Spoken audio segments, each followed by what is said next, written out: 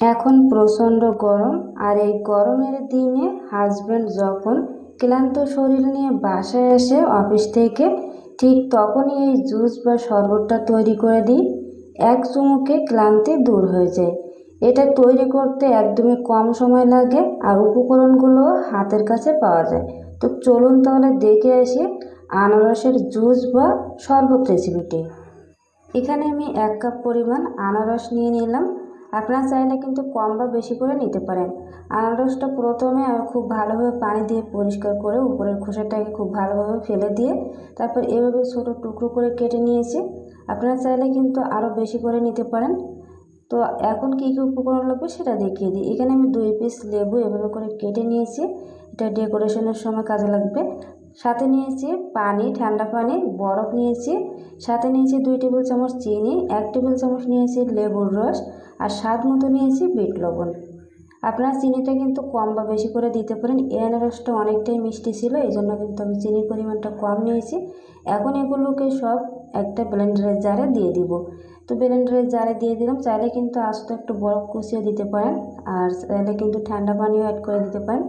তো আমি 1 টুকরো বরফ কুচি দিয়ে দিলাম, আর অল্প একটু ঠান্ডা পানি অ্যাড করে দিয়ে খুব ভালোভাবে এটা পেস্ট করে নিয়ে তারপর পানিটা মিশাবো। তো ঢাকনাটা লাগিয়ে দিলাম, ফিরে আসবো এটা 1 মিনিট মতো বিট করে।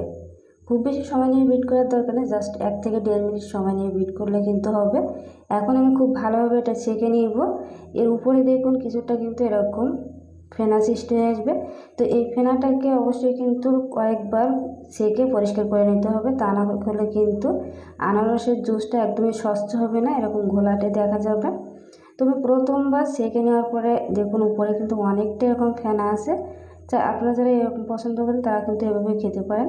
তো আমার কাছে মনে হচ্ছিলো যে এরকম ফেনা থাকলে ভালো লাগবে না, এই জন্য আমি আরও 2 বার এটাকে খুব ভালোভাবে ছেঁকে নিয়েছি। এখন কিন্তু জুসটা একটু ঘোলাটে দেখা যাচ্ছিলো, তাই আমি ভাবলাম যে আরও একবার এটা ছেঁকে নিয়ে দেখি কী হয়। আর ডেকোরেশন করার জন্য আমি 1 টুকরো আনারস এভাবে করে কেটে রেখে দিয়েছিলাম আগে থেকে। চাইলে কিন্তু আপনারা সেমভাবে করে নিতে পারেন।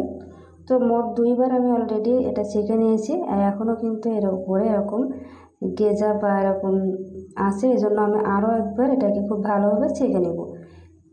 তো 3 বার ছেঁকে নেওয়ার পরে দেখুন কতটা স্বচ্ছ হয়েছে। আমি ভিতরে একটু লেবু দিয়ে দিলাম। আর এভাবে চাইলে কিন্তু আপনারা ডেকোরেশন করতে পারেন, চাইলে কিন্তু আরেকটা পদ্ধতি দেখিয়ে দেবে, সেটাও করে নিতে পারেন। আর দেখুন মাশাআল্লাহ করে কত সুন্দর দেখতে হয়েছে, আর এটা খেতে যে কতটা লোভনীয় এবং মজার ছিল, আপনারা বাসায় যদি ট্রাই না করেন তাহলে কিন্তু বুঝতে পারবেন না। চাইলে কিন্তু এভাবে গ্লাসের গায়ে একটু লেবু মাখিয়ে তারপর চিনি, তারপর বিট লবণ এবং লাল মরিচের গুঁড়া দিয়ে মিশিয়ে তারপরে করতে পারেন। আমি শুধু চিনিটা মাখিয়ে নিয়েছি, আর লেবুর টুকরোটা দিয়ে দিলাম, সাথে একটু বরফ কুচি দিয়ে দিলাম। এভাবে কিন্তু ডেকোরেশন করে নিতে পারেন। তো আজকের ভিডিওটি ভালো লাগলে অবশ্যই কিন্তু লাইক কমেন্ট শেয়ার করবেন। আসসালামু আলাইকুম।